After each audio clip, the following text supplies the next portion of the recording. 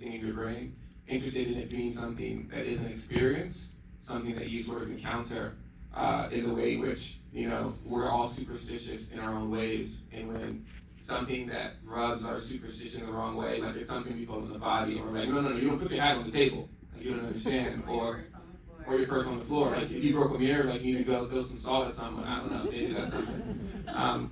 So in the film, we wanted to obviously engage symbolism, but we wanted to feel it. And so, for example, the alligator, you're not allowed to believe it's just a symbol because it's in Florida and it happens. So Elwood did encounter that, but also historically, black children were used as gator bait, which I think you guys noticed in the postcard. You can see rather than. So for those who are like, what do you mean? It's like they would literally steal a child, take a black baby, and put them on the edge of a swamp.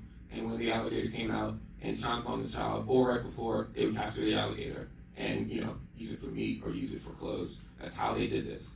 And not the only way, but that was one of the ways. And it's also a metaphor for the sort of reptilian line systematic violence I think a lot of folks have encountered.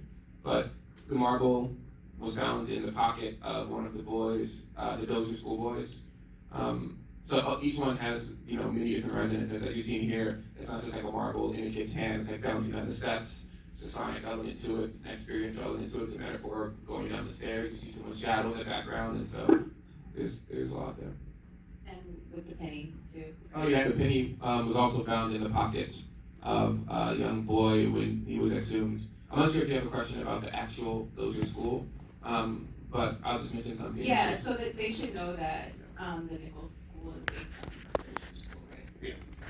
So the Nickel Academy in Colson's book is based on the Dozier School for Boys in Tallahassee, Florida, and it opened in 1900. Can someone guess someone who doesn't know, guess when it closed? 82. 82 is a good guess. 2011. Yay. It closed in 2011. And how many bodies were found there? Bodies started to be exhumed because the University of South Florida, they went there to just do some random research, nothing to do with death, destruction, or oppression. And this one student finds a bone that looks a little funny, and this is too much information, but it's so obscene and also fascinating. And then the professor's like, that kind of looks like a raccoon or something, but let's get it checked out because it looks a little funny. Just to this is the school, you can look at these things. Yeah. And it was a human bone, and they started to survey the grounds. They found upwards of 26, 27 bodies in 2013, and so that's kind of the story that led to Colson writing the book. But 2013, that's like my dad's age. My dad could have been there, Do you want to also mention your document, unburial or excavation document. It's like 156 pages or so, done by University of South Florida that details it's forensic and it's sociological, and it tries to account for who the boys are, exactly where their bodies were found, the things that were in their pockets, really detailed. If you're interested in the true facts of the story, you can go there. There's also a book called Boys of the Dark, and I always blank on the author's name, and I need to really concretize it in my mind. But that was what Nickel was also based on, essentially, and she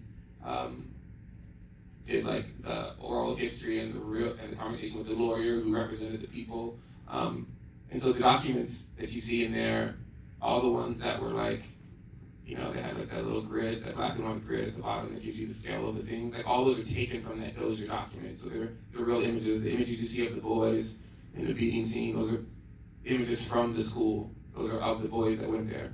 So yeah, we tried to incorporate a lot of their actual likeness, at least abstracted in the film. Yeah, that's very sad.